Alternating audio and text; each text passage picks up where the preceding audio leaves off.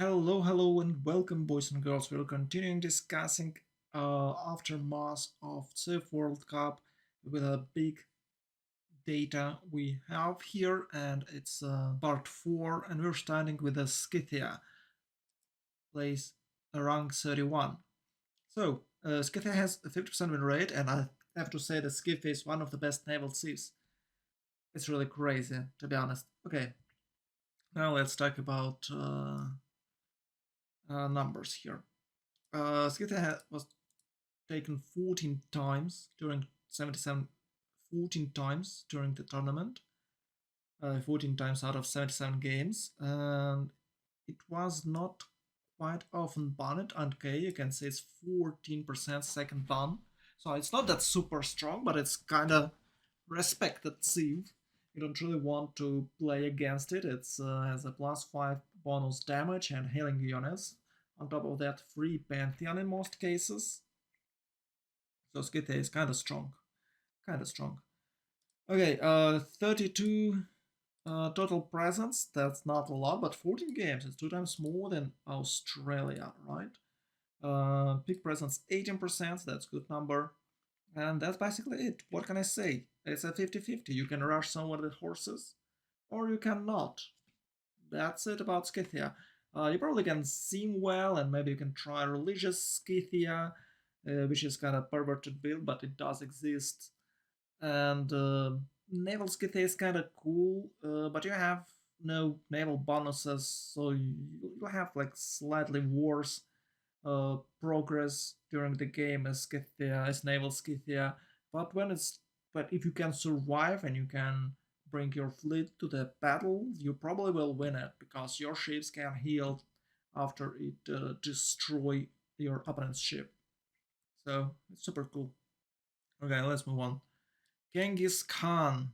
Ooh, big presence, 12%, which is 9 games. I'm surprised that's kind of a lot. People figured out that you can defend against Keshiks with pikes because Keshiks are horses, and you have +10 against them. It's really hard to scale his uh, unique bonus. So you also have level 2 spy, probably with Terracotta and Victor 3, but if you do so, you delay your rush, or you delay your pusher. You can rush Keshiks and attack way earlier with knights, a couple of Keshiks you chop immediately with Magnus. Uh, but that means you won't have any military bonuses, and you don't have any other seeming bonuses besides nice long range trade routes, which is not a bonus at all. Right. Well, it's still 78% win rate, so horses are strong, and the goddess of open sky supports Mongolia, so it's still a quite strong civ. The problem is, I guess, it's not strong enough. We have stronger, like Cargo, with an extra simming. So I can't say much about this guy. Uh, I always say it's overrated. Like it's overrated, overrated, overrated. I keep saying that, but 78% win rate shows that I'm wrong. Shows you that I'm wrong. It's an awesome civ. It appears to be for aggressive players. I'm not aggressive player. That maybe that is why I don't really like some aggressive civ. Maybe that is Genghis Khan is not top 10 in my tier list. But numbers like wow, 78%. It's what? It's 7 games. No, it's 8 games out of no, it's 7 games. 7 games out of 9. Yeah, yeah. I guess it's 7 games out of 9 because 1-6 is 18%. 1-9 is a bit less. Yeah, it's 7 games out of 9. I don't know. I think there was no Genghis Khan in finals. There was a what 3 games and those Genghis Khan. I don't even know where can you take it. Sometimes for Genghis Khan, it's a kind of cool thing. Sometimes Genghis Khan spawned on an island, so it's really cool to see for continents and islands. So you can be spawned on an island. Your opponents will never find your city, so they can use spies, and you with a level 2 spy can generate plus extra 12, at least plus extra 12 combat strength, and you can wipe them out with your fleet. That's kind of cool feature for a Genghis Khan. Same as Scythia. Scythians, Mongols are naval civilization sometimes.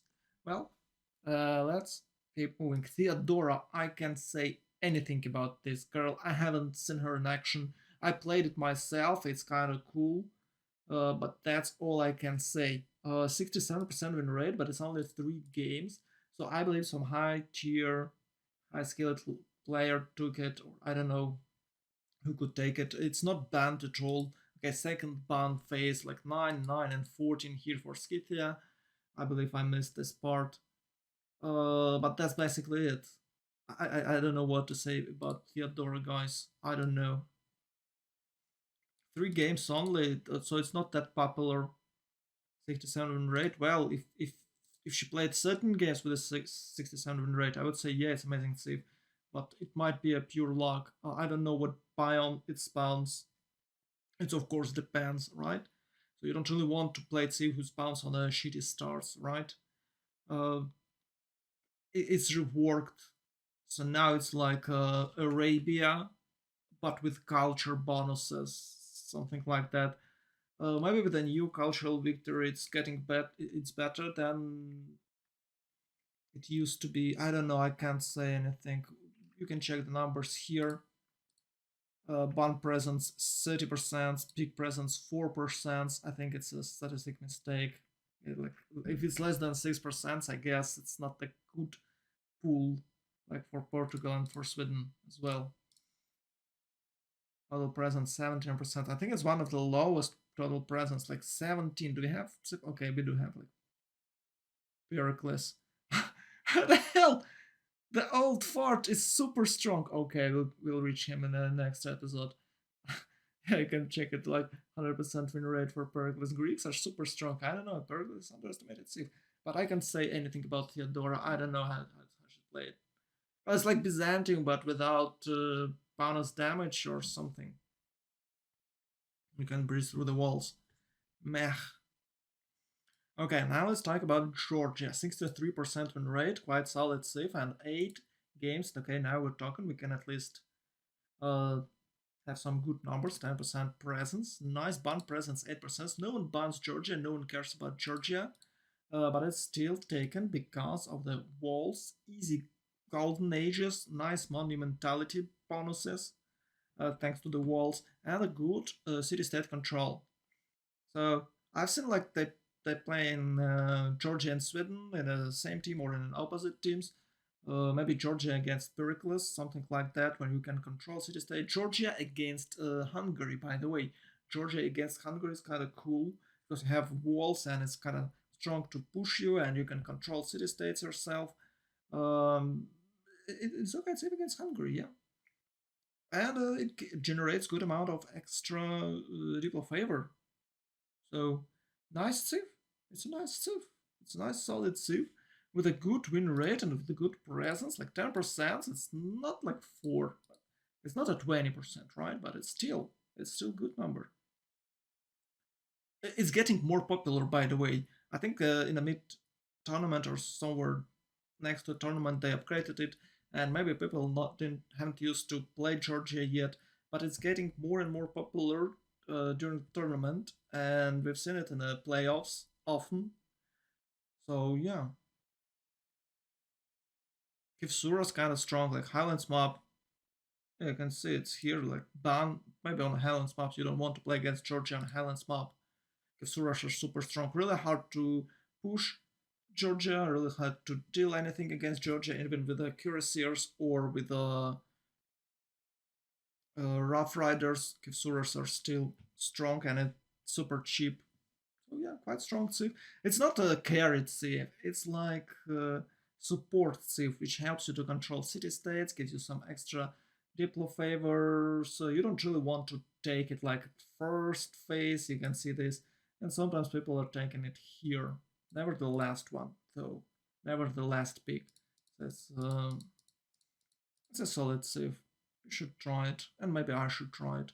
Catherine Black Queen, my favorite, one of my favorite. It used to be my favorite Civ, but now I'd say it's Age of Steam and Rome. And really, if you want to talk about religious Civ, it's Khmer, yeah. Catherine Black Queen, rank 35, 44% win rate.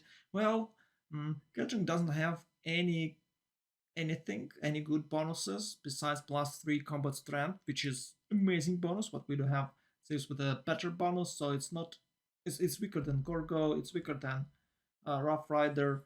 So you take Catherine to just have some extra presence on the map with the Corsair push, I guess, with the early game push. It is hard to say. It's never a carried Civ. Like, oh, okay, we have a good continent split. Some enemies on my continent. Sure, I'll go there. Also, Catherine Black Queen is kind of good Civ for holding your opponents back. It's always spawns in the middle of Pangea.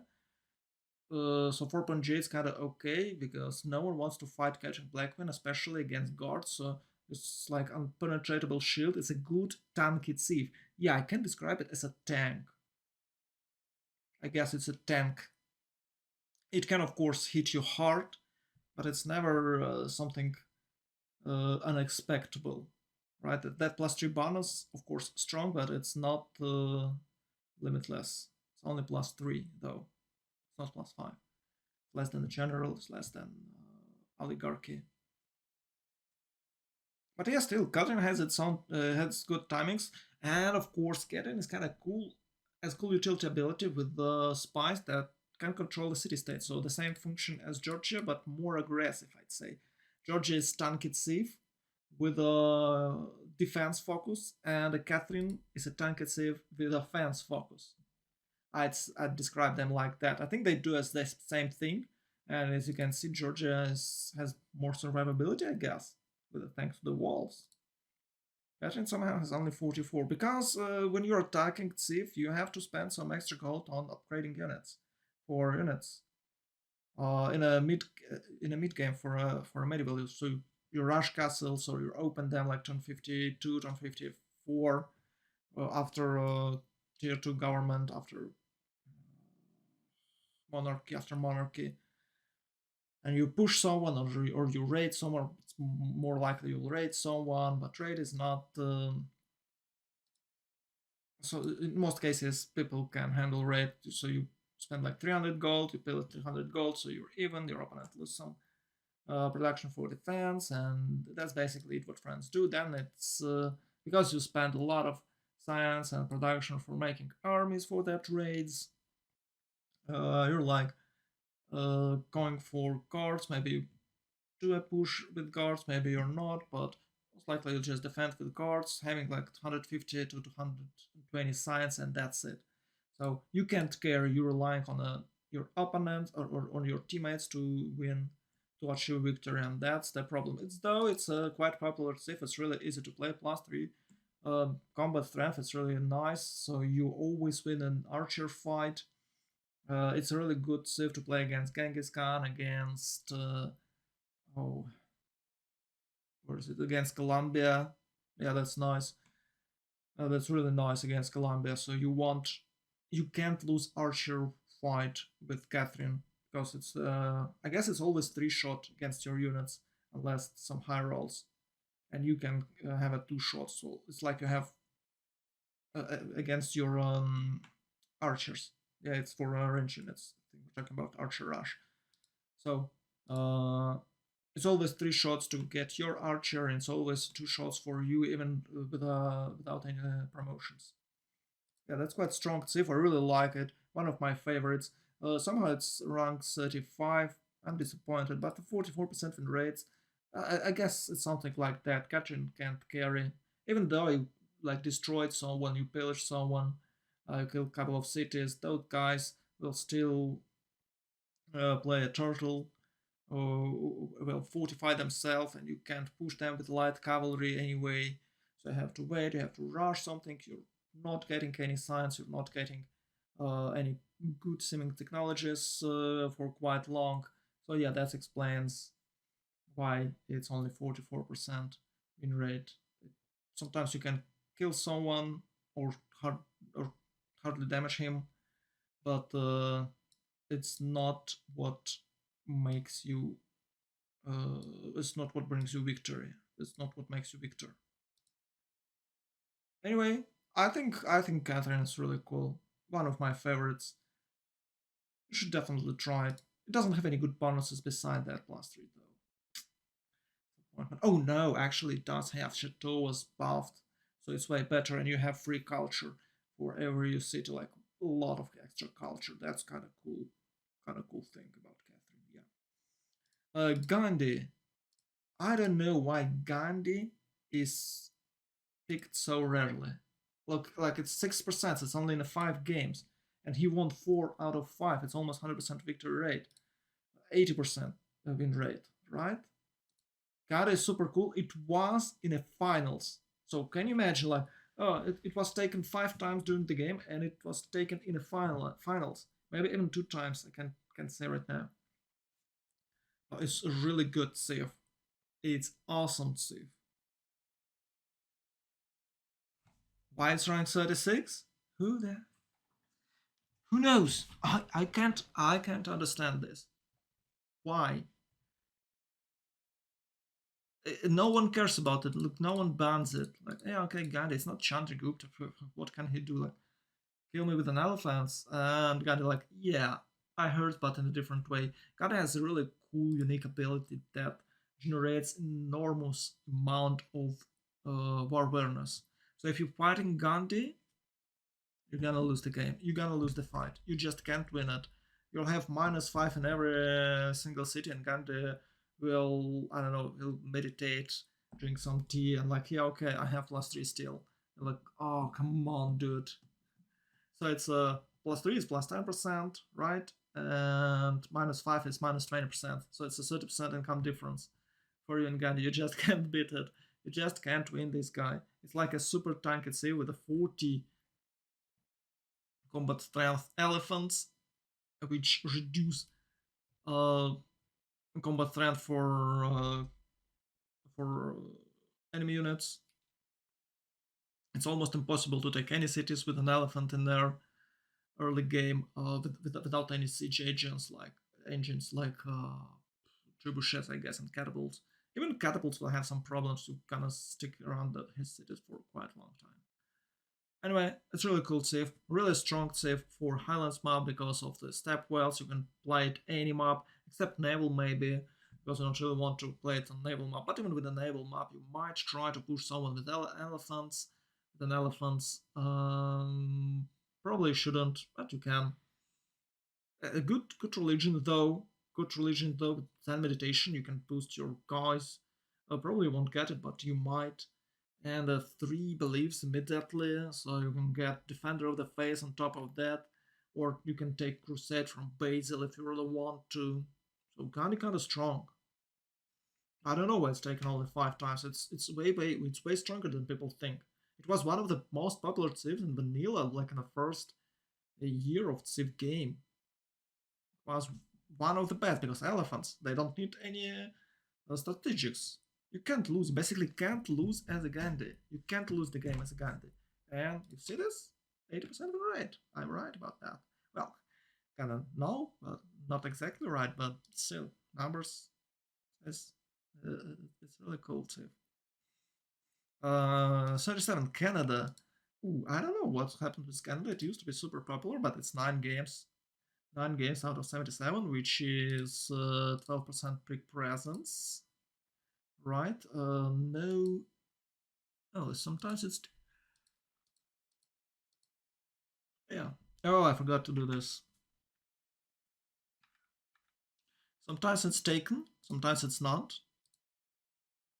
And it almost never banned. Okay, second phase ban 6%. Yeah, that's happens. That happens.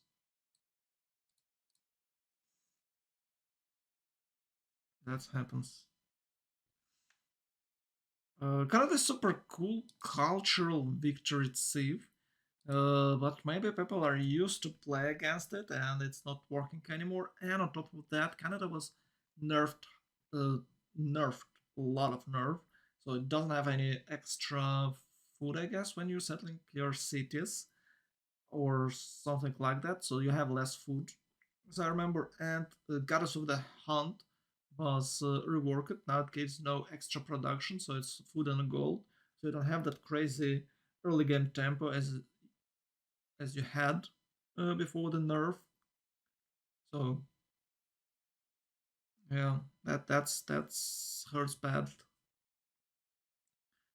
And if you can build Artemis by turn 20, why would you pick Canada, right? uh, yeah, I guess that's it. Canada is still okay to see.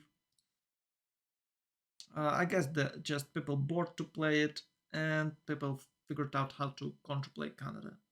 Sometimes you might see those mighty armies charge, but they don't do that much without national park support. Okay, Aztec. 12 games. That's awesome. 16% peak presence. That's good. No one bans them. Well, second ban phase, they're banned quite a lot, like 12% here. No one takes them in the first place. They're kind of cool, seeming civ, but not that cool, I guess, as someone on top. And it's only 33% win rate. Well, everyone think like Aztec is a warrior civ, but it's actually seeming civ in my opinion because of that um, builder rush districts, right? So it's 33%. So you need 3 builders, I guess, to rush a district, or maybe 25. Then it's 4. I guess it's 3. I guess it's 33% nowadays. Okay, or maybe 25%. Can't say. Anyway, it's kind of good simming safe. I don't know why people are even in the tournament games. People haven't used district rush with builders. That's kind of weird. A builder in most cases costs 2 times less than districts. So if you just build builder and rush a district, it's okay. Yeah, okay, you get extra 2 production for upcoming builders, but well, who cares? You already have district. I don't know, kind of weird.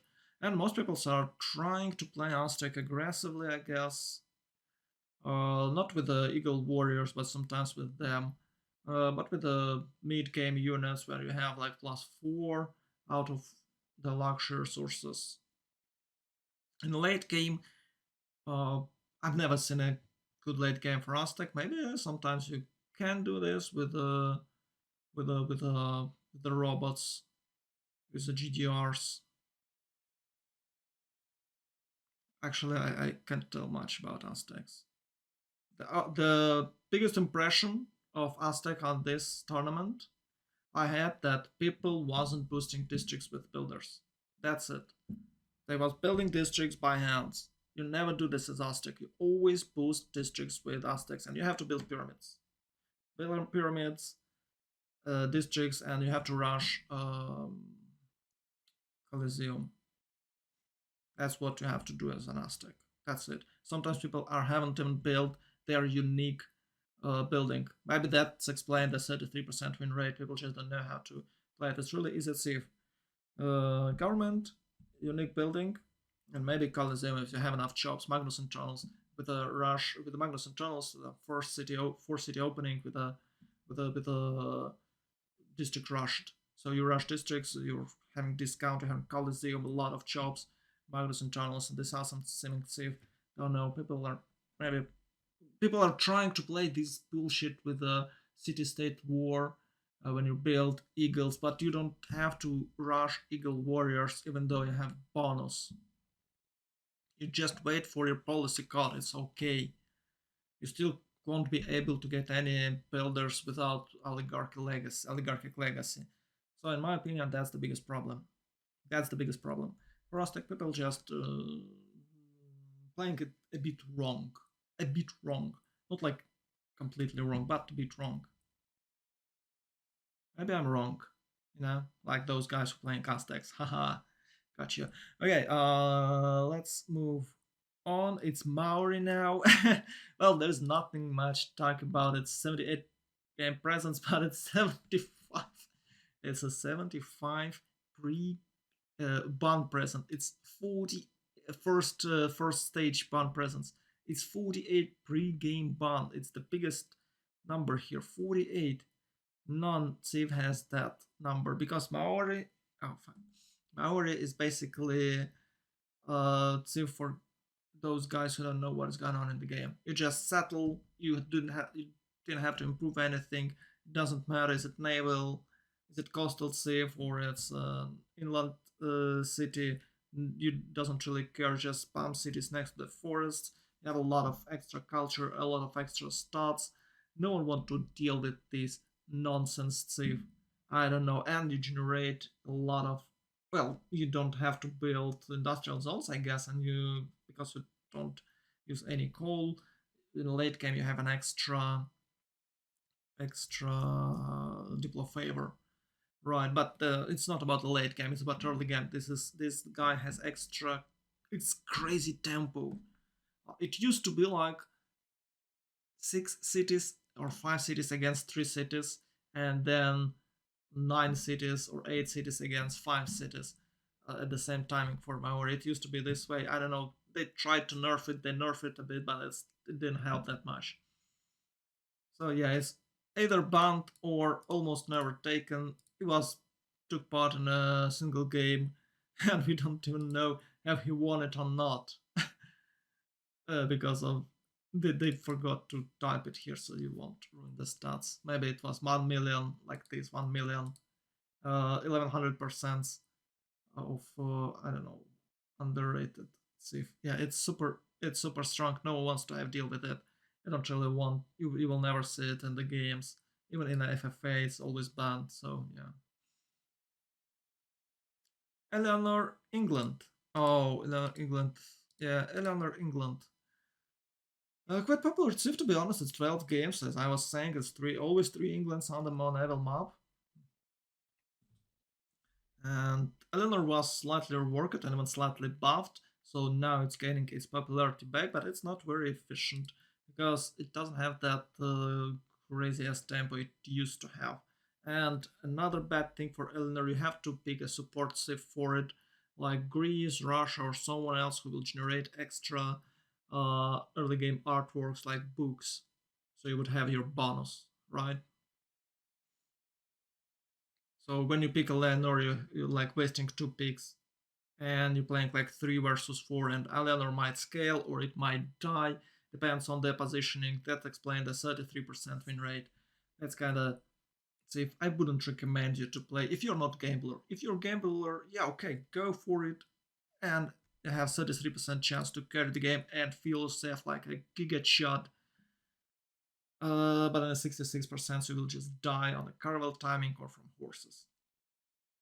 That's safe. That's safe from a horse rush, right? 16% presence, yes. Total presence, 22%. Yeah, no one. I've, I hmm, I think there was a Eleanor in the lower bracket finals. I'm not sure. You can check the games. Band presence. Yeah, okay. Some people are even banned it before the game. Oh, right. And the second band phase 6%. Maybe it's for naval mobs. I don't feel threatened by Eleanor. Sometimes it can carry, but number says different. Oh, I guess that's it for today. Oh, thanks a lot for watching. Hope you enjoyed this video. I hope you'll join my streams of Civ Premier League. It's about to start. Winners of this tournament most likely will take part in a Civ World Cup somewhere in 4 months, maybe in 5 months. So, end winter, early spring, we'll have another Civ World Cup. Don't forget to like, sub, and share as a sacrifice to YouTube algorithms because, well, this helps this video and channel to grow, and you'll have more Civ related content. As always, sending you positive vibes, much love, and see you in the next video.